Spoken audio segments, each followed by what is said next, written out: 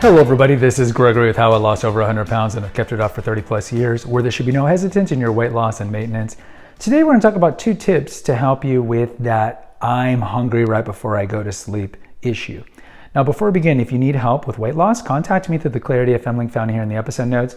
Also check out my website, which has hundreds of articles and recipes, my 2 books, which you can find on Amazon. And if you like podcasts, I have The Awakened Man, which is very health related. It's been around since 2017 on Apple and Spotify.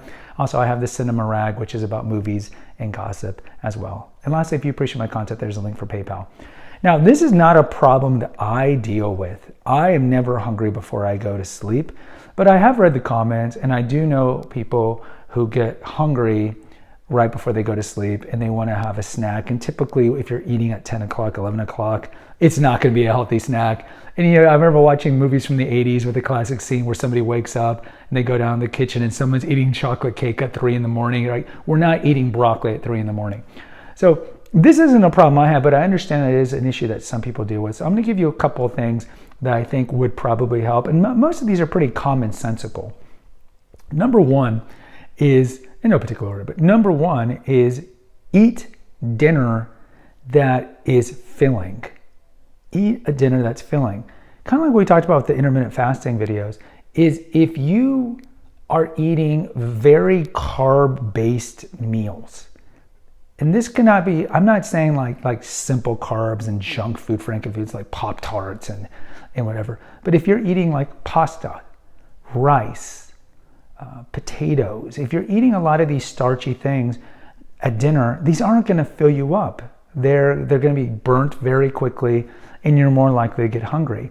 So for dinner, if you fast, you don't fast, or whatever it is, if you're actually eating breakfast, try to make dinner your fattiest meal. Oh, fat's bad for you. No, I mean, that's like 1982 mindset. Fat is not bad for you. I mean, trans fats are bad.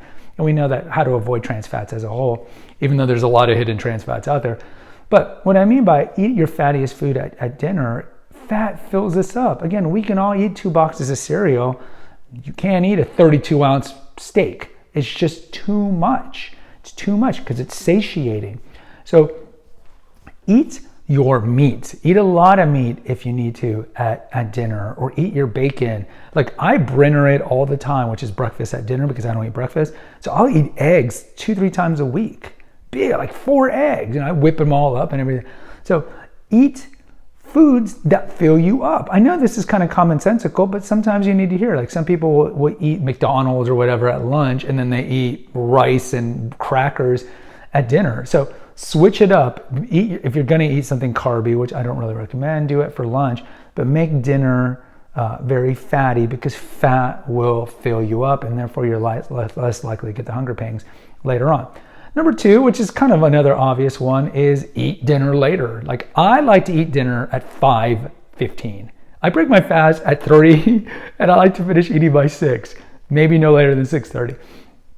But look, if you know you're getting hungry toward bedtime, just eat dinner at 7 or 7:30. Just push it back a little. It isn't going to hurt you.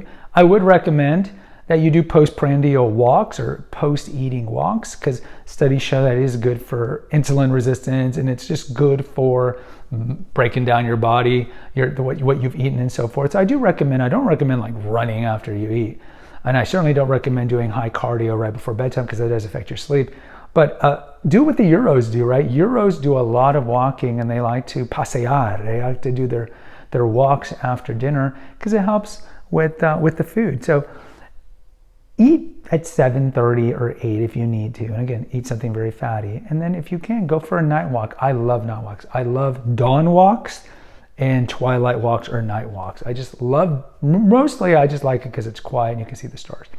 Another one is the mindset. Like sometimes if you already kind of feel or preoccupied, like I'm gonna get hungry at 9, I'm gonna get hungry at 10, I'm gonna get hungry at 10, you're gonna get hungry at 10.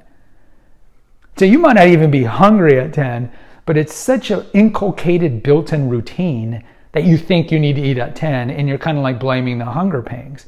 You might not even have hunger pangs at 10, but it's so inured in you now that you think that you have to eat all the time at 10 o'clock. So that's the psychological thing.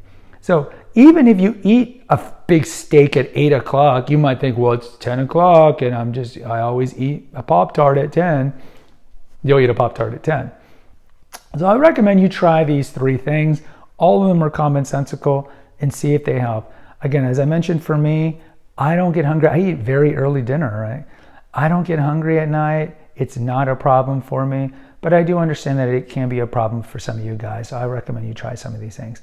Guys, post in the comments. Let me know if you have this problem and what's worked for you. Hit the notification, subscribe, and share button. Until next time, take care. God bless and pray.